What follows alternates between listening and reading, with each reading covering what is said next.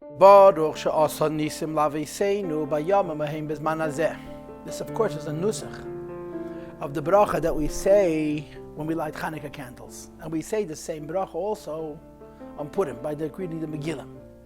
Of course, the nusach has more words. Ata adishem elokeinu melech haolam asher she'asah nisim laviseinu bayom behem bezman hazeh. So when the Rebbe and the Rabbeim quote the bracha, they take out the Shemes, the Shem Malchus, and they just say the bracha that's unique.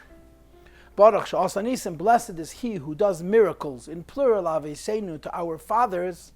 It's the literal translation of that word, by Yamim Hahem, in those times, but Manazeh, this time of the year. Now, we're starting a Maimer after having learned 2 classes on this Maimer, because we chose to do this Maimer backwards. So we did the whole second half of the Maimer, which is a continuation to the Maimer before, about the discussion of Nes and Teva, miracles and nature. And of course, the discussion of Nes and Teva was a continuation to the discussion of Das Elyon and Das Tachten, and Yichud Elah and Yichud Tatorah.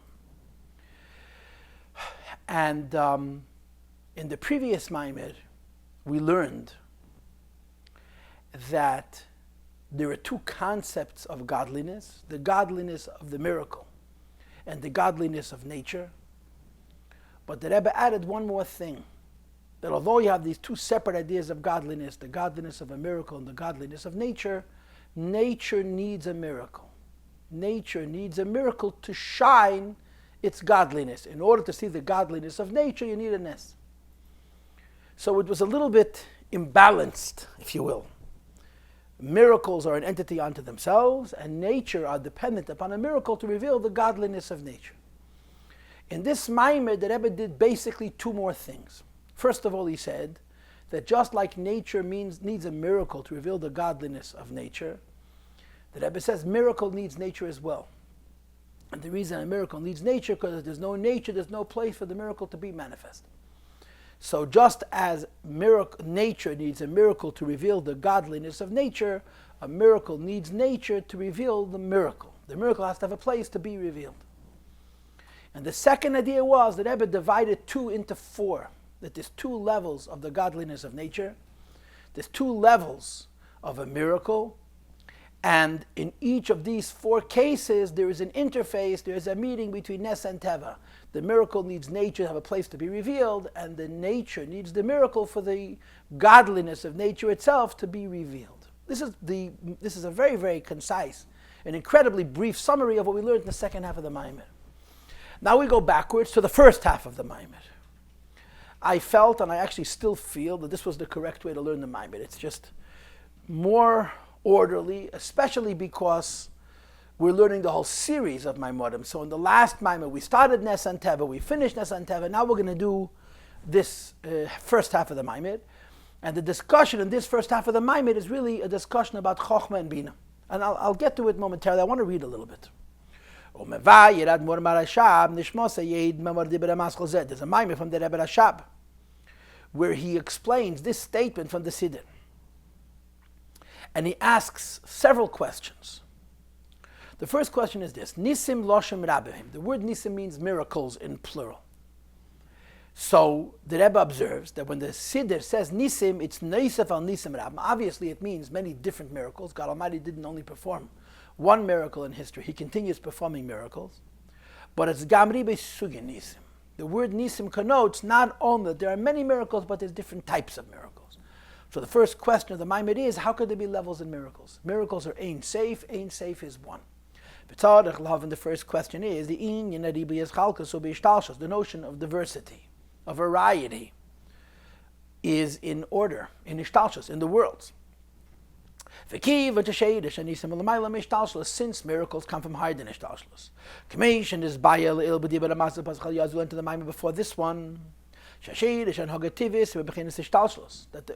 the root of the way nature manifests comes from Hishtalshalos, even though we learned in the previous Maimer, and it's repeated again in the second half of this Maimer, that Teva comes from the Inyan from Ein Seif, Lamai Lamai Laden Ketz. In other words, Teva is actually an expression of godliness, but in the sense of concealment, but in terms of how it comes out into the world, it comes from ishtalshalos. And ishtalshalos is the basis for diversity, for variety, for different types. Miracles come from higher than ishtalshalos. That even though miracles come from the idea of ein seif lamata dein tachlis, how godliness is revealed in the world, but it's revealing what's higher than ishtalshalos. And therefore the question becomes, how can you have different levels of miracles because there's only one ein seif? And I am going to tell you the answer right now. The Rebbe, of course, is going to answer this question at length in the second half of this Maamar, which we already learned. So we're not going to encounter the answer to this question as we journey through the first half of the Maamar, because we actually learned it already. And in short, the answer is there's only one kind of miracle. But because miracles juxtapose themselves on nature, and nature is diverse, nature has different types, so effectively, correspondingly, there are different types of miracles based on the different ways they manifest within nature. And that's briefly the answer to the question. Why are there different types of Nisim? Because Nisim need Teva. The reason there's different types of miracles, the idea of a miracle is one, the manifestation of a miracle. In Teva is various, because there's different concepts of Teva, and accordingly there's different concepts in a Nes. And of course the idea isn't only that the miracle needs nature, because otherwise it doesn't have a manifestation, but that the miracle is completed by nature, because nature also is godliness. Nature is the godliness of Ein Seif L'Mayla Aden Ketz. And in Ein Seif L'Mayla Aden Ketz, part of the inyan of Heleb is also the infinite Chalkos. And therefore when Nisim, when miracles manifest in a phenomena, in a realm, in a level, in an idea, which is L'Mayla Aden Ketz, which creates the space, the idea of a Ribu Yischalkos, so in the miracles themselves there's also a Ribu Yischalkos. So that's the first question, and I rather gave you the first answer. We move on, Gam Tzarach Laban, question number 2. It says at the end of the previous Rebbe's Maamar, of the Rebbe Rashab's Maamar, Bepirush Nisim Laviseinu, in translating the words that Hashem did miracles to our fathers, and it gives a fantastic insight. Aviseinu im Chochma Ubina. Our fathers means Chochma Ubina. And Neis is Milishein Haroma Kmei Orim Nisi. And the word Neis means to pick up. So to translate it literally, Baruch Sheasah Nisim Laviseinu, blessed is he who raises up Chochma and Bina. And the question is, Ve'inyan Nisim Laviseinu, what does it mean? Miracles to our fathers. Harama V'aliyah B'Chochma Bina. Chochma Bina start out on one level, and then later on, Chochma Bina are going to have an aliyah to a higher level. And the higher level of aliyah to which Chochma Bina go is connected to Nisim. And that's the pshat in the pasuk, Baruch Sheasah Nisim Laviseinu. When miracles happen, there's an aliyah in Chochma and in Bina, both of them. Kamei Adam Nisim. For the Rebbe says, the question is, Mahu inyan aliyah b'Chochma Bina. What's the idea of ascent when you're talking about Chochma Bina? Now, I'm going to say this right now. When you learn this Maamar, you start off with one idea, you change to a second idea, and then you move to a third idea. The first idea is that there is chitzonius of Chochma and Bina and pnimius of Chochma and Bina. And the difference in Teva and Nes is from chitzonius and pnimius Chochma and Bina. The second idea is that it's not Chochma and Bina, it's actually Chochma versus Bina. And the third idea is that it's Chochma and Bina on a level of chitzonius versus Chochma and Bina on a level of pnimius. The difference between the first idea and the third idea is that in the first idea, Chochma and Bina on the level of chitzonius is one thing, and Chochma and Bina on the level of pnimius is the second thing. And in the latter way it is, Chochma and Bina on the level of chitzonius is two things. The chitzonius of Bina and the chitzonius of Bina, of Chochma. And the Chochma Bina level of Pnimius is two more things. Bina on a level of Pnimius and a Chochma level of Pnimius. And the Chiddush of the Maamar is going to be that the Aliyah happens not only in Bina, the Aliyah happens also in Chochma. Okay, so we're going to begin with two concepts. Either the two concepts are Yichad Chitzeni of Chochma Bina, Yichad Pnimi Chochma Bina, or simply Bina versus Chochma. And then we're going to end up with four concepts. The four concepts are going to be Chitzenius Bina and Chitzenius Chochma. Those are two different things. And then there's going to be two more concepts, Pnimius Bina, which is Nes la'av, lifting up bina, and then pnimiyas chokhmah, which is another nes la'av, the uplifting of chokhmah, and that's why it says nisim laveseinu lashon rabim, that both chokhmah and bina on the level of pnimiyas have an aliyah, and that's how this Maamar is going to develop. And of course, the relationship between what I just said and the second half of the Maamar that we just learned is very obvious, because we start off with one idea of nes and one idea of teva, which would be the two initial concepts of yichud chitzeni and yichud pnimi, or chokhmah versus bina. And then we end up with four ideas. There's two levels of teva and two levels of nes. And they're going to correspond to the two levels of chitzeni is bina, chitzeni is chokhmah, and pnimi is bina, pnimi is chokhmah, which both have the infinite harama, the nisim laviseinu and aliyah. This is how the first half of the Maamar is similar to, or virtually the same as, the second half of the Maamar, except that now we're not going to be talking about teva and nes. We're talking about chokhmah, bina and chokhmah. Chitzeni is bina, chitzeni is chokhmah, pnimi is bina, pnimi is chokhmah, as you're going to see later on. But as it stands right now, you have a second question. Right? The first question is, how could there be different types of miracles? The second question is, what does it mean to lift up both bina as well as chokhmah? And the third question is gam. The third question becomes mahu hashayches the harama v'aliyah b'chokhmah bina. The idea that bina is lifted up, and the idea that chokhmah is lifted up. How is the raising up of bina, the raising up of chokhmah, connected l'nisim kipshuta, miracles as they occur literally? Now, to be very honest, this question is going to be answered on top of page memtes, top of the next page. But it's going to be answered much more profoundly, much more deeply, when you get to, say, page Nun Aleph and Nun Beis. In other words, it's going to be the same answer, first on a basic level, and then on a much deeper level. But the question is, the idea that Bina and Chokhmah have an aliyah, therefore affects that it should be a miracle versus nature, we want to understand that. So this is the introduction to the Maamar, okay? That it says in the Siddur, Baruch also Nisim laveseinu. We want to know why there's many types of miracles. What does it mean, Nisim laveseinu, uplifting Bina as well as Chokhmah, and how does it tie into miracles b'pashtus?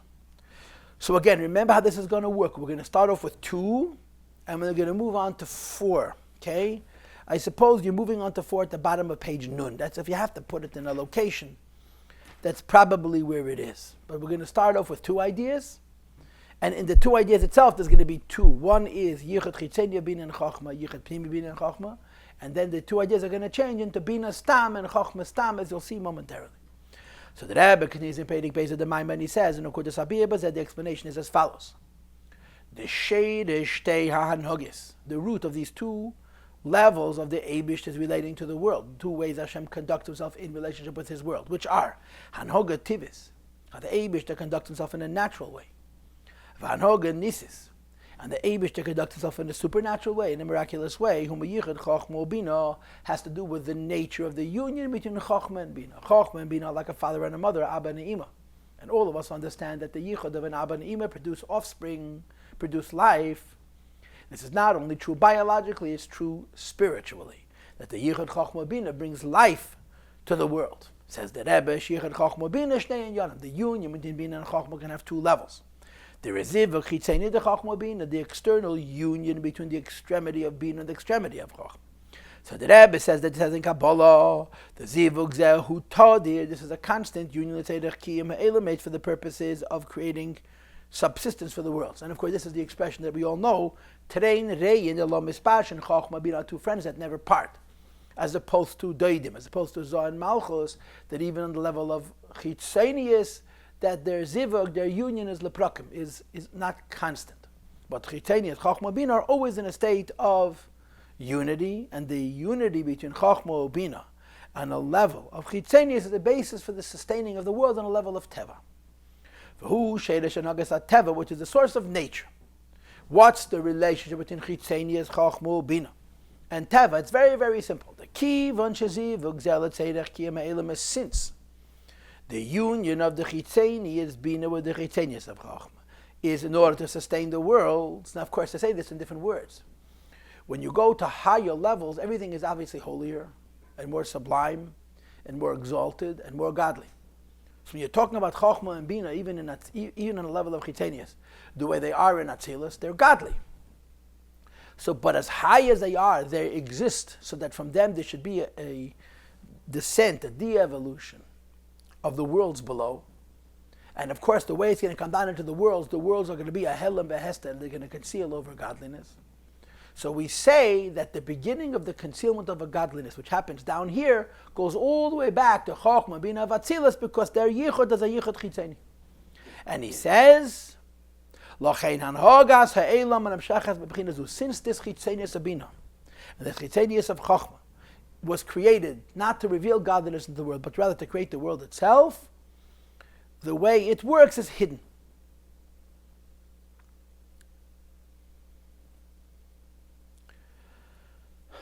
Says the Rebbe Lachain, therefore, hanhagas ha'elam, hanamshachas b'chinazu, the way the Eibishter governs the world from this level, he shakadosh Baruch Hu manages hanevraim shebe'elam lafi inyanam. Hashem governs his world as the world is kol nivra lafi each creation according to its character and its nature. In other words, when the Eibishter invests himself in your life and in my life, al pi teva, we experience our lives, don't experience him. Because he's camouflaging himself, he's hiding himself in nature. And this is what the Eibishter does in the Zivah, Chitzein, and the Yichud, Chitzein, Fetzedach, Kiyam Elmas. On the other hand, Vasheresh Danhaga Nisa is the root of the Eibishter's conduct in the miraculous level. In other words, and this we discussed at length in the last couple of Maamarim, Shakadosh Baruch Hu Managas Elam Kafidet saying that the Eibishter now governs his world based on his wishes. And the Eibush is governing his world based on his wishes. It's like Tchunas V'Teva Elam. It's not consistent with the character and the nature of the world. Because when the Eibush comes into the world, for the sake of the world tells the Eibush how to come in. When the Eibush comes into the world for the sake of him, for the sake of his will, he decides how he could come in. And therefore, in the former, all the miracles that may happen within the parameters of nature. And in the latter, all the miracles that happen violate nature because it's not about the world and the world's definition, it's about the Eibishter wants. It says, the Rebbe hu miziv primit chachma. It comes to an inner unity of primit chachma bina. So what did we establish? Teva comes from a yichud chitzeni of chachma bina. Yichud chitzeni of bina because it's about the world. It reckons with the world. Yichud pnimi chachma bina because it's about the ratzon of the Eibishter. Yichud pnimi chachma bina does not reckon with the world. Says the Rebbe, this explains the relation between the Nisim that Lavi Saint, the miracles that happen to our patriarchs. And of course, this means to raise up Chochmah and Bina, La Pirish, the interpretation we gave in the previous page. La Shekoya Chochmah Bina, you have to raise up both Bina as well as Chochmah. Im Hanisim Kipshutam, the miracles that were happening, which is Shini Ateva, which is a change of nature. So the Pasuk says, the Siddur says, Asa Nisim Laviseinu. The Eibishter uplifts our fathers. That means the Eibishter uplifts Chochmah Bina. The idea that the Eibishter uplifts Chochmah Bina is connected to this question of Teva and Nes. Ki, Hogas, Elam Shem Shachas Mi Chochmah Bina, Kmeishem Mitzad Atzmam, Chochmah Bina in and of themselves. Parenthesis, Keil Gam Kmeishum Mizdav Gemiziv Chitzeni includes also the way they unify themselves in the Chitzeni is the Kiyuchad. And therefore, here Nogas Tivis, the Eibishter's governance of the world is natural. As opposed to Amshachas Hanisim, when the Eibishter brings miracles into the world, which is Shini Atev, which has to break nature, violate nature. Having an ascent, have an aliyah. And therefore, Mizdav Gim, they have a much deeper union. And the aliyah and Chochmah Bina, which causes them to have a zivug. On a higher level is the basis for a nes. Because what is the idea of a nes? That the Eibush has governed the world based on his ratzon, not based on the teva of the world itself. Obi Yerha'inyin, says the Rebbe, we want to explain better. Hashayich is the Nisim, L'zivik Pnimi, the Chochmah Bina, the relationship between miracles and the inner union of Chochmah and Bina, B'Pratiyas Yesir in a more detailed way. In other words, what we learned in Sif Beis says that Teva comes from Yichud Chitzeni of Chochmah Bina, and Nes comes from Yichud Pnimi of Chochmah Bina. But that's one idea. The unity of Bina and Chochmah produces Teva in the case of Chitzenius, because it's B'Shvil HaElam, so it's reflective of what the world's priority is.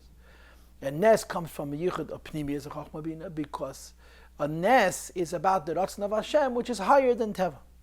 He wants to go B'Pratiyas, and as I've already told you, and you'll see this develop all the way until, let's say, Sif Sif Hey in the beginning of Sif Vav, that what he's actually trying to do is how to explain that in Yuchat Chitzeni of Chachma Bina there's two separate things. And in Yuchat Pnimi of Chachma Bina there's two more separated things, as opposed to one idea of Yuchat Chitzeni and Yuchat Pnimi.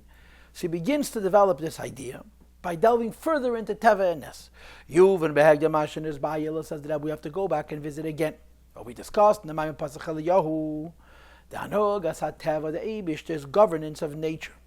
Shakodesh Baruch Hu Manig Kol Nivra Lefi Inyani. The Eibishter governs each of its creations according to how the creation wishes to be governed. In other words, the will of Hashem is invested in the creation based on the creation's definition of self. The Zemere, which indicates Shaban Hogazu and Evraim Teif Semokim, that in this level, the creations themselves are significant. Varaya, the Eibishter reckons with them. There's a lashon from the Mittler Rebbe, which I've mentioned to you before. We have no idea how precious it is to HaKadosh Baruch Hu, the phenomena of nature. And Teva is, so to speak, the celebration of nature itself. And the Rebbe says, Hi bechinas das tachnas, the lower way of knowing Elokus. And what is the lower way of knowing Elokus? Shalamata yesh ulamayla, that we know the reality of the world as a yesh, as an independent being separate from Elokus. And lamayla ayin, what's above us is ayin. Ayin simply means built-in musa, we don't know what it is. Now, in these words, that Teva is connected to das tachtan, shalamata yesh, lamayla ayin, there's two very, very distinct definitions. The simple one is that das tachtan, lamata yesh, means the reality of the world. And the world is Elam, Lashon Helam, it covers over the Eibishter. Lamayla Ayin means what's above the world, what's where the Eibishter is revealed, is concealed and hidden from us. But there's a much deeper translation. And the deeper translation is really the basis for the depth of this entire Hemshech. And that is that Das Tachten, which is Lamata Yesh, is based on Ein Seif Lamata Lamayla Den Kes. It's one of the expressions of godliness. What expression of godliness is the basis for Das Tachten Shalamata Yesh? The expression of godliness to be not known. Ein Seif Lamayla Den Kes, the Keach HaHelam and Elokus. That godliness is a mystery, that godliness is unavailable, godliness is not knowable. The expression of the unknowable godliness is worldliness. So worldliness is not concealing over godliness, it's presenting godliness in a way that seems worldly because its God aspect is hidden. And this second idea is also included in this discussion, that Das Tach, the lower way of knowing the Eibishter is Lamata Yesh, is because you're knowing the Elokus, which is hidden. And of course, this latter explanation, as I said before, the basis for all the depth that's going to emerge from this Maamar and understanding how Yichud Chitzeni of Chachma Bina, Yichud Pnimi of Chachma Bina are actually four different things. Then the Rebbe continues, Nisim, the way the Eibishter governs his world on the level of Nes. HaKadosh Baruch Hu manig es Elam k'fi ritzeinu. The Eibishter governs his world based on his will.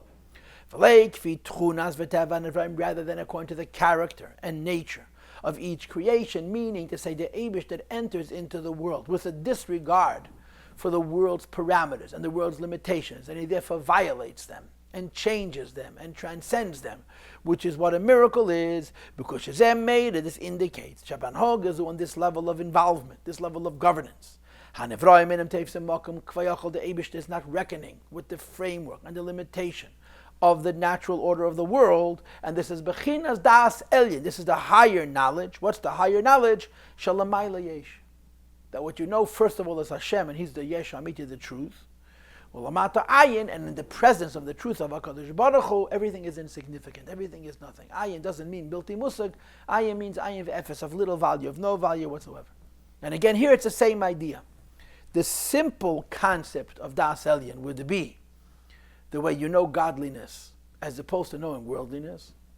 And the deeper concept is you're knowing the godliness that's called Ein Seif Lamata Dein Tachas, the idea of godliness which is revealing. And the idea of the godliness which is revealing violates the limitations of the world. So the Rebbe went back to the discussion from the previous Maamar, and he now continues, V'hinei, Shtei Deyes Eilu Binyan HaSviris Hem Chochma Ubina. These two deis are Chochmah and Bina. So what you just have, and again, I want to make the technical observations first, so we should be crystal clear about the framework. The technical observations are that Yichud Chitzayni Chochmah Bina now becomes only Bina. And Yichud Pnimi Chochmah Bina becomes only Chochmah. That's sort of the second step, the second shlav in this Maamar. We start out as Yichud Chitzayni Chochmah Bina is Teva, Yichud Pnimi Chochmah Bina is Nes. Now we're going to change it that Bina is Teva and Chochmah is Nes, and then we're going to go back to the first definition, that Yichud Chitzayni Chochmah Bina is Teva, and Yichud Pnimi Chochmah Bina is Nes. But now we're going to have two different Tevas, the Yichud Chitzayni of Bina, the Yichud Chitzayni of Chochmah, and two levels of Nes, Yichud Pnimi of Bina, Yichud Pnimi, or the Ali and Bina on a level of Pnimius, and the Ali of Chochmah on a level of Pnimius. That's how this Maamar develops. So now we're doing a new idea, that Nes and Teva, rather than, as we said earlier, coming from Yichud Chitzayni of Ava and Yichud Pnimi of Ava, are coming from Bina and Chochmah respectively. The B'Chochmah Nirgash, in the realm of Chochmah, there's an awareness, there's a sense, She'erein Seifo Yesh Amiti, that the Eibishter is the true Yesh. And since in the level of Chochmah you're aware of the presence of Hashem as the true Yesh, Kula Kamek Lo Hashiv. In His presence everything is nothing, which is the meaning of the words Lamata Ayin. Das Elyon Shalamayla Yesh, the higher Das, which is above, is Yesh that goes on Hashem. Lamata Ayin, everything less than Hashem, including Alakus, is insignificant appeared to Him. This is what Chochmah affects. And of course, this is what a Nes is. A Nes is the presence of Hashem in the world, which makes the world into nothing. Uba Bina, on the other hand, Bina, Shehi Hahasaga, that Bina means intellectual access, intellectual reach. Says the Rebbe Hasaga Mitzias, Yesh. The idea of understanding is that the understanding, or more broadly, the understander as well as the understanding, are separate from what they're understanding. When a Yid understands the Eibishter on a level of understanding, the Yid is now separate from the Eibishter that he is understanding. He das tachnas, the lower knowledge. What's the lower knowledge? The Hagam, even though Shagam Babina Musa Shekula Kamek Aloch Hashiv, what is the person understanding? The person is understanding that in the presence of HaKadosh Baruch Hu, everything is nothing. But Ein Zen Nirgish Ba. You don't sense your own nothingness, you simply understand it. And the event, the act of understanding your own nothingness actually contributes to your somethingness. You're smart, you understand. The Kivan Shahah Saga, since the intellectual understanding, Gama Saga da Kol V'Kamei K'Lo Hashiv, even how one understands that in the presence of Hashem everything is nothing. As a person understands it, he mitzias. The understanding itself, and the person doing the understanding is a mitzias. And therefore, ha-mitzias da Saga hi a-hepech ha-hergesh de K'Lo Hashiv. Understanding Achdas Hashem is the opposite of Achdas Hashem. Because if you experience Achdas Hashem, there'd be nobody to understand and nothing to understand. So on the level of Chochmah, the understander and the understanding of Batal the Ein Seif, that's Das Elyon. But on the level of Bina, where the understander and the understanding are manifest as a Metzias, even though they're understanding Achdas Hashem, but the Achdas Hashem itself is hidden from them.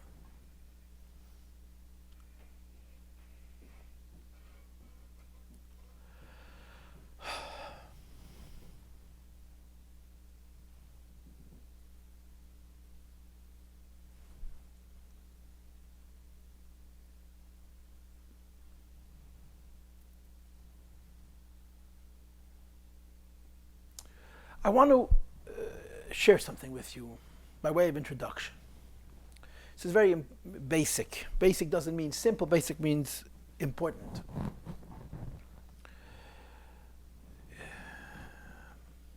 I've said this so many times, it's almost becoming redundant.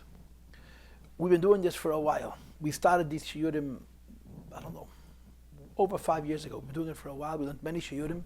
And as you know, Baruch Hashem, this past year and a half, in addition to doing the Maimorim of the Alter Rebbe and the Kutatei and Teirei, we're also doing the Maimorim of the Rebbe, the Mugadika Maimorim.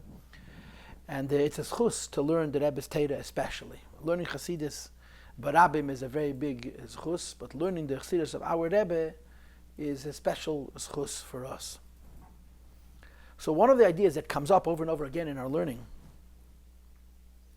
is the basic idea that ideas come from pre-ideas. Understanding something is not creating something. Understanding something is revealing something that before you understood it already existed on a higher level. In other words, and I don't want to be too involved because I'll end up spending much too much time. But in basic words, here's how you would say it. There is a basic division of philosophy, where ideas come from, where knowledge comes from, where ideas come from. And this division about where ideas come from is really a division about what the world is. The argument is this. The outer view, the chitzoniistic view, the secular view is that ideas come from things. Everything we know is a consequence of an observation. We look at the physical world, we study it, we understand what we see, we ask ourselves why is it happening this way, and then we extrapolate backwards from the known to the unknown, and we come up with what's called laws of nature. And of course, the more broadly applicable a law is, the truer that law is. And over the course of the development of modern science, observable and predictable and measurable science, laws have become more and more universal. The same rule applies in more and more cases, which adds greater credibility to the rule. But the argument is that the ideas that we're understanding come from the matter, from the material. The fact that the matter is explicable logically is coincidental.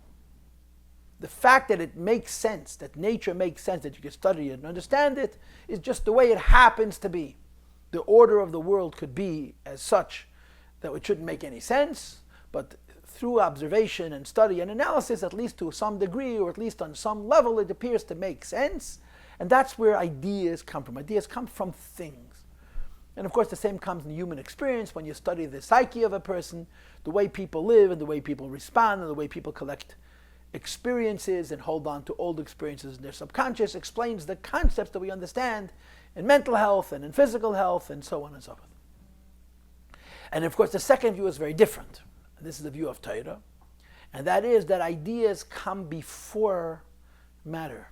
The reason the world is governed by laws is because the laws came first. The Eibishter created theoretical laws on a theoretical level. And he created his physical world and his physical person and his psychological person and his intellectual person and his spiritual person in the image of those ideas that exist before the matter. And of course, this point of view holds that ideas precede the material. So when you ask a question, why does nature make sense? And the answer is because nature was made from the sense. First there was the logic, first there were the ideas, and then from the ideas radiated the reality. But there's something deeper. And this something deeper is very, very critical, very, very important. So far, what I've distinguished, what I've separated, is I've said one opinion holds that ideas come from things, and the second opinion holds that things come from ideas. According to the opinion that things come from ideas, the question then becomes, where do ideas come from?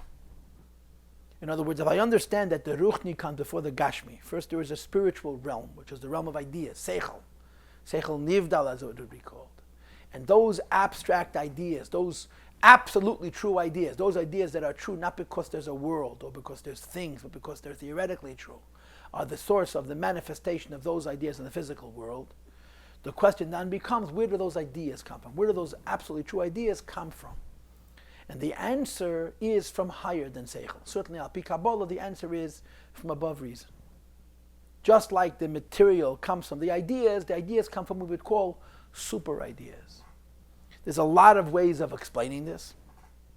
One of the ways of explaining this would be the union of Ruach HaKodesh and Nevuah, divine inspiration. When a prophet has a Ruach HaKodesh and a Nevuah, they experience godliness, and from that godliness they get new ideas. And the ideas that they get from the godliness is the chitzonius compared to the godliness itself. Or to say it in more esoteric or philosophical language, some people are inspired And the inspiration is the source of a radiation of new ideas. And that inspiration is not intellect, that inspiration is super intellect. It's Ein Sof, it's the Neshama. And the source of ideas is something which is even higher than ideas, which is Ein Sof. This is how it is in a person.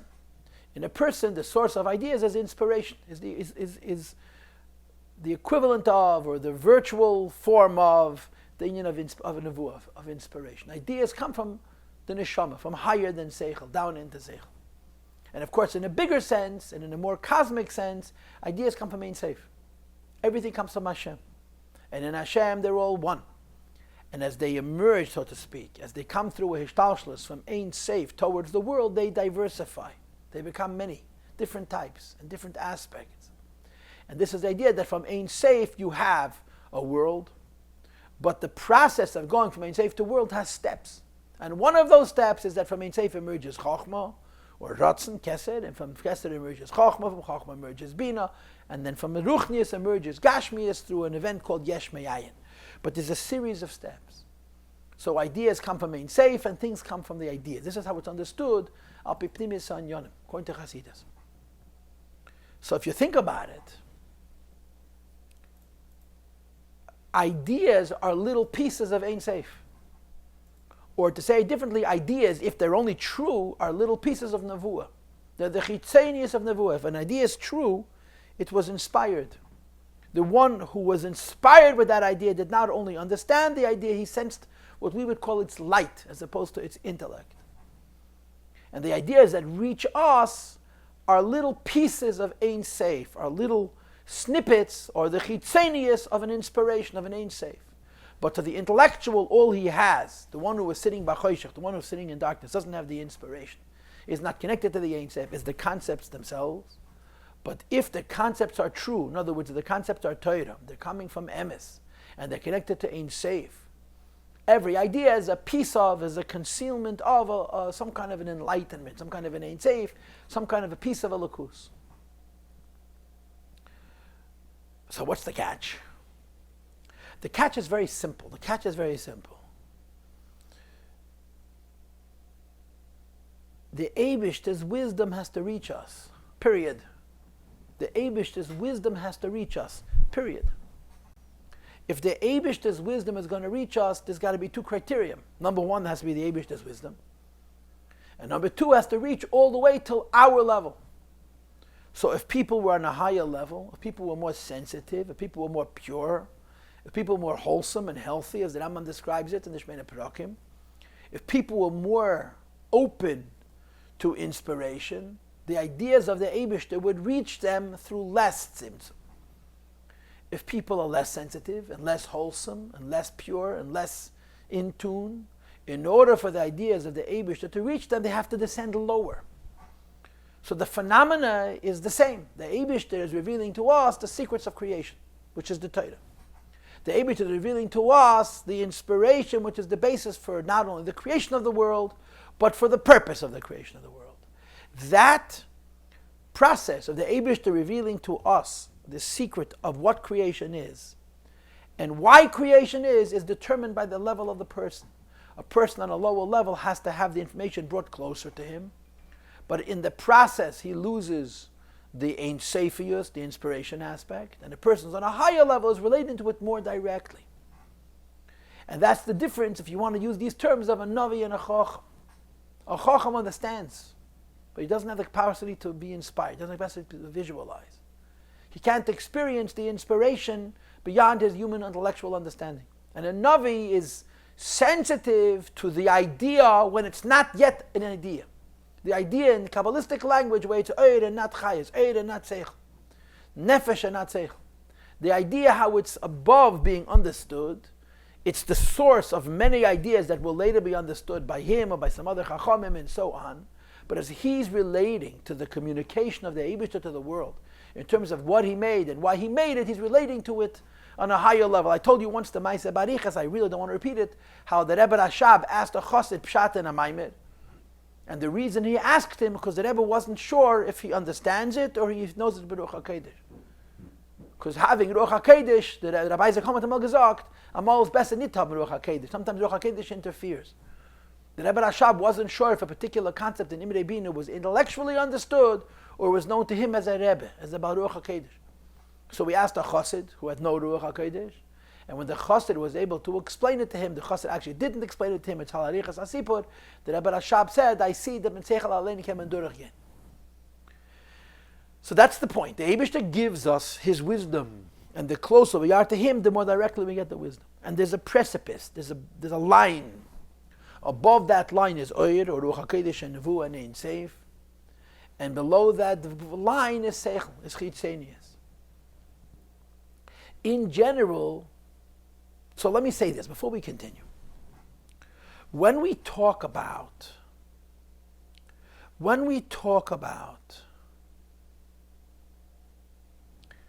these two levels, Hashem is sharing with his world, Hashem is sharing with his people, with those created in his image, what he created, which was called the Chochmah of Ma'aseh Bereishis, and why he created, which is the Chochmah of Torah. And it reaches us. So to people on very high levels, it reaches them on a level of Oyer, Nevuah, Ruach HaKodesh, Ein Seif. People on lower levels, it reaches them on a level of Seich, Havana Vasaga, and no more. There is two big differences between a Yid who can raise himself to relate to the purpose of creation the way it's on a level of Ein Seif, and a Yid who needs the purpose of creation to be brought to him on a level of Chochmah and Bina. And the two differences are these. Number one, someone who relates to the world's purpose on a level of Ein Seif is connected to infinity. Someone who can only understand the purpose of creation is connected to finitude, to Gvul. Every idea is limited. Concepts, intellect, the realm of Seichel is Medida V'Agbal.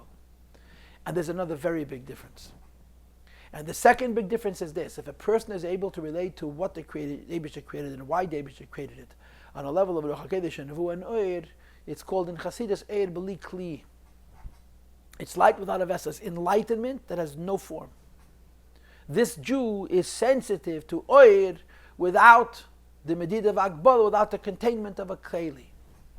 Perhaps he himself is the Keli, but it's an enlightenment. It's light by itself. A concept, an intellectual idea, is by definition Eir and Asius, Eir and Keli. Every concept is an enlightenment, is an idea that's being carried by finite words and finite form and finite context and so on.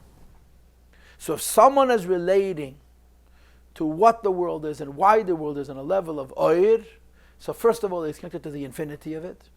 And second of all, it's Oyer B'li Kli. There's no vessel to contain that Oyer. He's relating to the Oyer itself. In other words, he's not bringing the Oyer to himself. He's getting lost on the Oyer. On the other hand, if a person is only able to understand those ideas, has to come into his mind, has to come into his vessel, using his words, and words are also considered vessels. So the two limitations here would be, first of all, the idea is limited, and second of all, the idea is limited, being light in vessels, Eir and Keli. So what I've just drawn is a division. And the two words I would like to use to sustain this division are the word nefesh and the word seichel, or Eir and seichel, Eir and chayes. Nefesh is infinity, where you relate to the idea on a level of Eir. And seichel is gvul, is finitude, where you relate to the idea Eir hamalubash b'keli. That's the basic idea. So when we talk about the Eibishter being known in the world, the Eibishter's purpose being known in the world, and of course everybody understands, the Eibishter did not create a world that no one should know about him. The Eibishter created a world we should know about him, and we call that Das. But you can know about him on a level where you're knowing about him at the expense of the world. We call that Das Elyon. And you could know about him through the world at the expense of what his truth is, and we call that Das Tachten. Das Elyon means knowing Hashem on a godly level, and on the level of godliness the world is inconsequential. Das Tachten is knowing the world on a worldly level, where the Ein Seifius of godliness is hidden by the worldliness. So the Rebbe says in this paragraph that we just read, in general this is Chochmah and Bina. Although Chochmah is also Eir B'Keli, if you're familiar with Kabbalah and Chassidus, Chochmah has many levels. The lowest level of Chochmah is called Yesoid Abba, which is also called Nekudas HaSkala, Baruch HaMavrik. Yesoid Abba means the Yesoid of Chochmah is the beginning of Keli. In Yesoid Abba there's already a Kli. But in general, the concept of Chokhmah is enlightenment. The idea of Chokhmah is an enlightenment. Chokhmah we always were raised to understand it as a flash, as an enlightenment. And the enlightenment comes from the subconscious of the person. On the one hand, you don't prepare for it. It happens almost spontaneously. On the other hand, you do enormous amount of preparation because you search and you search and you search in darkness. And then the enlightenment happens spontaneously, suddenly as a surprise. That enlightenment is basically Oir. Being, on the other hand, is studying that enlightenment and dissecting that enlightenment and grasping that enlightenment and mastering that enlightenment and manipulating that enlightenment. But in so doing, the enlightenment aspect is lost, and what remains is the intellectual aspect. And that's what the Rebbe just told us. That in order to understand more deeply Yichud Pnimi Avava and Yichud Chitzeni Avava, we need to change language. We started off saying that miracles come from Yichud Pnimi Avava. Nature comes from Yichud Chitzeni Avava. Says the Rebbe, let's say it differently. And by saying it differently, we're opening ourselves up to a completely new understanding of what Yichud Pnimi and Yichud Chitzeni Avava mean respectively. And we begin by generalizing. Miracle comes from Chokhmah. Nature comes from Bina. In other words, miracle comes from communication. From the Eibishter to the world, with the emphasis is on the word Eibishter, light. Nature is a communication that comes from the Eibishter to the world, with the emphasis on the world, the word world, understanding. So although Chokhmah, Bedakas, and on certain levels at least has an even Oisius, in general the Inyan of Chokhmah is Oir, is Nefesh. And although Bina is understanding what Chokhmah is enlightened, but Bina doesn't have the enlightenment, Bina has only the understanding. And therefore Chokhmah and Bina come to represent Nes and Teva. Chokhmah and Bina come to represent Das Alyin and Das Tachten. Chokhmah and Bina come to represent Yichud Eloi and Yichud Tata. Okay, let's move on. So what I just did was I read the first paragraph of Pei Gimel, and I explained it to you. We're now separating Teva from Nes using Bina and Chokhmah. Why? Bina is Havana Vasaga Eid Bakli. Chokhmah is Oid without a Keli, and it's not Havana Vasaga, it's Gilu. So the Rebbe says, Vehine, we just separated Bina from Chokhmah. And said that what? That Chokhmah is the way a person experiences an enlightenment with the emphasis on the aspect of light. And the vessel is virtually not there. And therefore it's Ein Seif and it's Beli Keli. While Bina is the understanding of the enlightenment. And in understanding the enlightenment is diminished, is compromised, but you have a thorough and graspable comprehension. Says the Rebbe, there's another thing. And what is that? Bina is fed by Chokhmah. Bina is fed by Chokhmah. The understanding comes from the enlightenment. First there's the enlightenment, we call that Chokhmah. And Bina tries to extract from the enlightenment something that it can intellectually comprehend, which of course diminishes and dilutes what the enlightenment is, but Bina is taking from the enlightenment. So what about that? The idea that Bina is fed by Chokhmah, is that in the Chokhmah category, is that the Oir category, or is that the Bina category, or the Oir and Keli category? So the Rebbe says, Vehine, Zeh shebe Bina das tacht. The idea that Bina is a knowledge from a worldly perspective, which means we're only understanding godliness, not experiencing an enlightenment. Shalamayla ayin. What is above us, we cannot know. We can't know oir, we can't know enlightenment. V'shalamata yesh. And what we do know is understanding, and understanding means that the world is real. Hu gam b'hanegeh l'hamshacha shemeya chokhmah labina. It's not true only of Bina. It's true even the feeding of Chokhmah to Bina. In other words, like I said earlier, Chokhmah is one world, Bina is another world, and then there is the idea that Bina is fed from Chokhmah. So Bina being Das Tachten is not only Bina by itself, Bina being Das Tachten includes what Bina does to what Chokhmah gives it. The Chokhmah Bina im Ayin v'yesh. As you said earlier, Chokhmah is the idea of Ayin.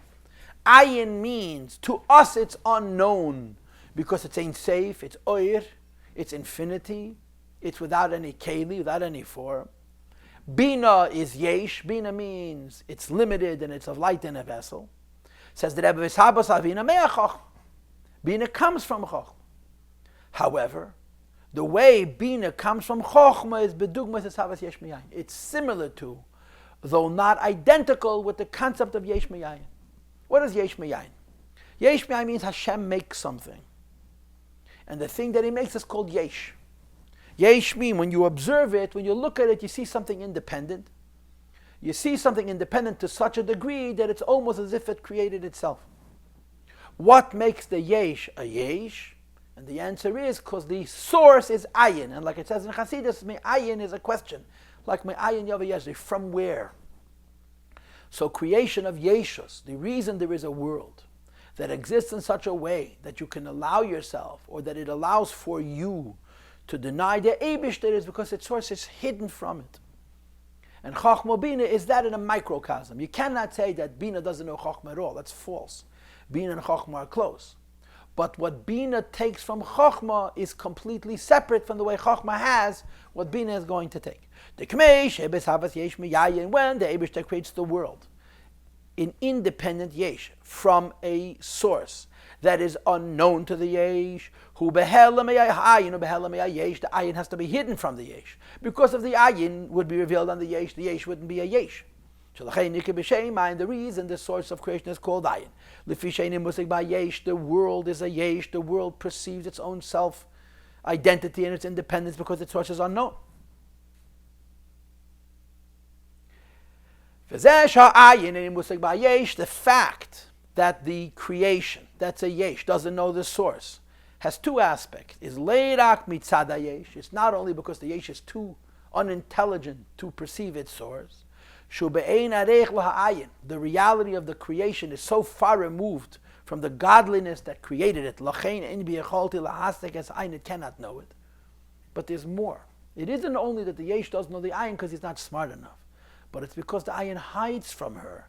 It's because the divine power, which is called ayin, which is creating the creation, mis'alem, if it doesn't allow itself to be known. So ayin doesn't only mean I don't know it. Ayin means I'm not being allowed to know it. That's the process of yesh me'ayin. The reason there's a new creation because the old is gone. The old is unknown. You want a very realistic example? Parents from children, children from parents. Children literally come from their parents, and yet the reality of a child as an adult is such an independent being, you can't even imagine that there was once a time that this person was biologically nothing other than his half father and half mother. There is a distancing between child and parent where you almost can't even imagine that this came from that. And in creation, it's simply unknown. So the Rebbe says, Al derech zeu b'shavas habina me'achach. The emergence of Bina from Chochmah is similar. Now let's repeat. The issue on the table is God, the Eibishter, wants us to know where we came from and what we're about. Why, what He made and why He made. So on the Chochmah level, He's giving us these messages, what He made and why He made, on a level of Ein Seif. On a Bina level, we're not sensitive to the Ein Seif. So He's giving us what He made and why He made on a level of chitain, a level of understanding. But the truth of the matter is, any concept of intellect comes from pre-intellect, from super-intellect, from enlightenment, like I told you before. Just like things come from ideas, ideas come from what's higher than ideas, super ideas, Ein Seif. But in order for the idea to exist as an idea, its link to its source has to be to some degree cut off, hidden. Says the Rebbe, Bina's ability to be a yesh, to be an independent being, which means to understand completely, is lefisha ayin, the chochmah misalam yabina. The ayin has to be lost, the chochmah has to be lost. Simple example. You're a student and you have a real teacher, which means the teacher is a master. So it isn't only that he's older than you and he's collected more data and he has things to share that you don't know, but he has a much deeper mind and he understands things more profoundly. In his presence, your identity as an intellectual never fully emerges. It doesn't come out. Now, there's a Gemara that says that it's healthy for tzaddikim to pass away so that there should be room for their children to take their place. No, it's connected to this year's kapitel. We're now in the Yud Aleph Nisim season. Yaakov be'enei havaya hamofsa lachasidav. It's precious by the Eibishter. Hamofsa lachasidav. One of the translations is it's difficult for the Eibishter to watch tzaddikim die, and he waits for the tzaddik to say himself, Hineni anecha helech lomos, like Avraham Avinu said, like Yankov Avinu said, and like David says. Hashem waits for the tzaddik to say, my time is up, and then he takes him. Why? To leave room for the children. So the child does not become a real independent being until his master, his leader, his teacher is, so to speak, out of the way. The same is true in Bina and Chokhmah. Bina comes from Chokhmah. Everything Bina knows is inspired by Chokhmah. But Bina has to be a yesh. Bina has to be an intellectual to truly understand it, to truly argue it, to truly prove it. The enlightenment would undermine that. It would overshadow it. It would take away the space for Bina to be fully asserted as a yesh. Says the Rebbe, is it not true that any understanding that Bina will have comes from the enlightenment? The Bina is simply grasping and reaching and wrapping its intellectual tentacles around the point of intellect, Nekudas HaSkala, which is one of the many different ways of saying Yesed Abba or Barak HaMavrik and so on. The enlightenment, says the Rebbe, but the Binazation, so to speak, the Binanization of the enlightenment of Chokhmah involves an interruption. And he says, Hare, Ikera Chokhmah Re'iyah. Chokhmah is vision, visualization. Chokhmah has an idea on an enlightened level, and enlightenment is like visual. Shalamai Lemiseichel, which is above true understanding. The Inyan Zay Neyim Sheklal Babina.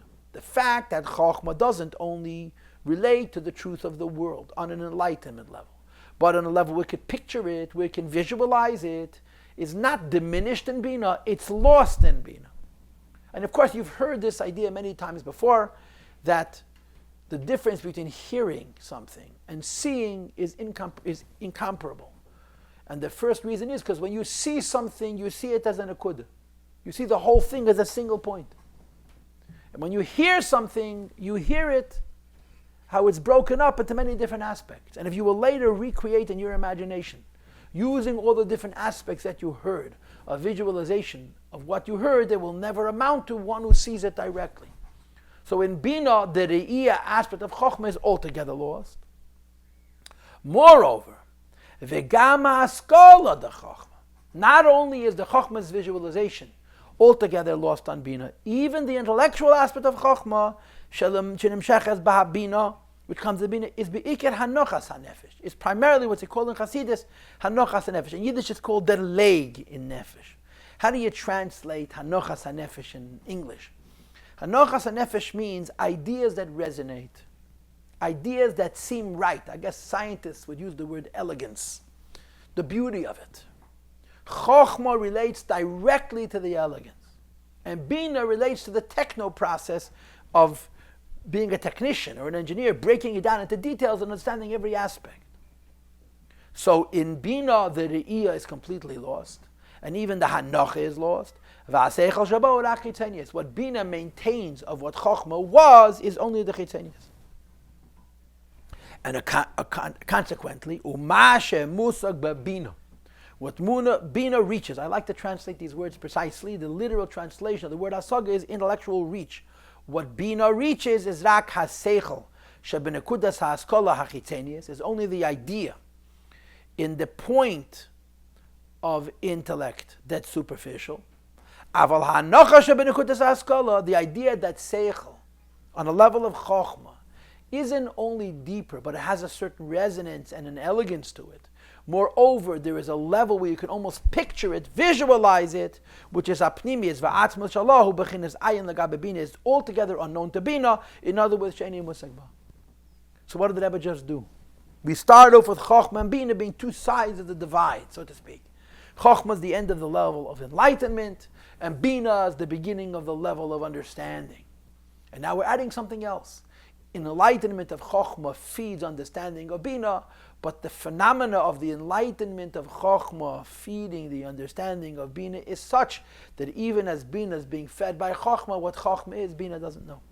Bina takes the seichel of Chokhmah, the Nekudas HaSkala, but the Re'iyah and the Hanocha are altogether lost.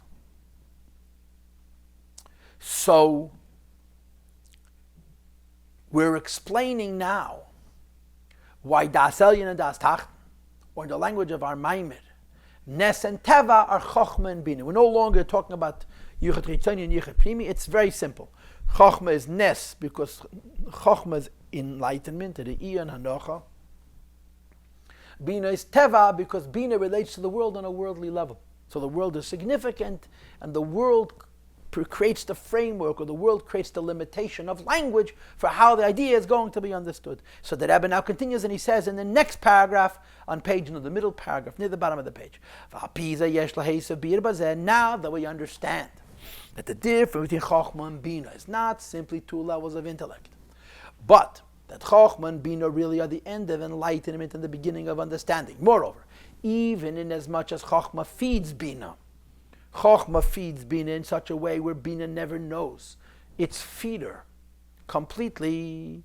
This allows us to understand even better the relationship between the higher das, which is knowing the world from the godly perspective. And knowing the world from the godly perspective says there is Hashem, and the world is, relatively speaking, insignificant. Mash'en kim bina, as opposed to in Bina. That av shebabina musagim ho'inyanim shebechachma. Bina is actually understanding what Chachma enlightens, but the way Bina understands Chachma's enlightenment is das tachten.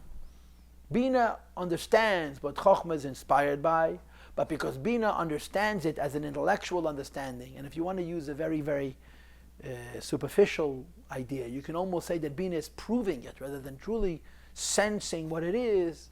So Bina is categorically removed from Chachma. The idea that Chachma is the higher way of knowing. And what's the higher way of knowing? In the presence of godliness, the world is nothing. It's not because Chachma understands it better.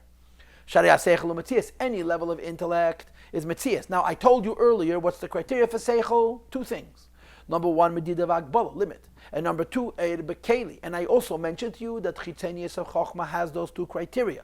So when we separate Chochma from Bina and say Chochma is the end of enlightenment and Bina is the beginning of understanding, we're not talking about the way Chochma understands intuitively versus the way Bina understands thoroughly, but rather we're talking about the way Chochma is inspired, which is higher than understanding.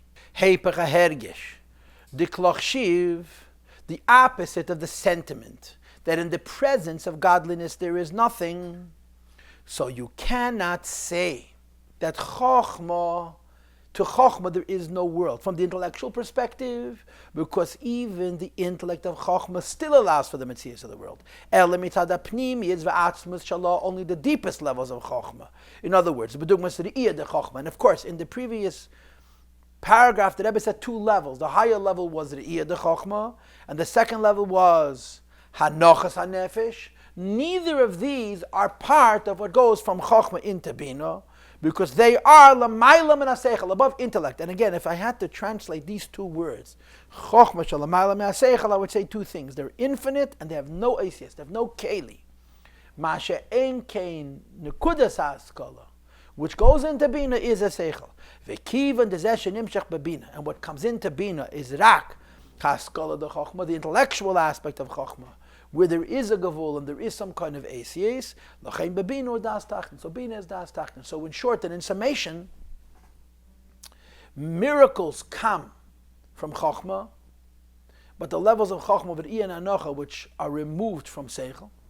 Teva comes from Bina, including this Seichel, which is in Chochma, which also has the Medida v'Agbala. So therefore we understand why Chochma is connected to Nes, which is Das Elyon, and Bina is connected to Teva, which is Das Tachten. So, we're going to stop right here. And so far we've learned 2 of 3 points. The first point is that Nes is connected to Yichud Pnimi of Chochma and Bina, and Teva is connected to Yichud Chitzeni of Chochma and Bina. And then we shifted. Nes is connected to Chochma because Chochma is on the Nefesh side, on the Ein Seif side, on the enlightenment side. And Teva is connected to Bina because Bina is on the Metziah side, on the Eid V'Keli side, and on the Seichel side. And what's going to happen in the next class of Mitzvah Hashem is we're going to learn from the bottom of page Nun, all the way until the piece which we read in the first 2 classes that I gave you on this Maamar, the second half of the Maamar, the Nes and Teva discussion. And we're going to find that there's actually 2 levels of Chochma and Bina, and 2 levels of Bina and Chachma. Meaning to say, there's a level of Chachma, which is a part of Teva, and the level of Bina, which is a part of Nes. And then we're going to join together the idea that Nes is Chachma and Teva is Bina, to the earlier idea that Yichud Chitzeni of Chachma and Bina are both Teva, and Yichud Chitzeni of Chachma and Bina are both Pnimi, of Chachma and Bina are both Nes. Ukafishi is by Lekama.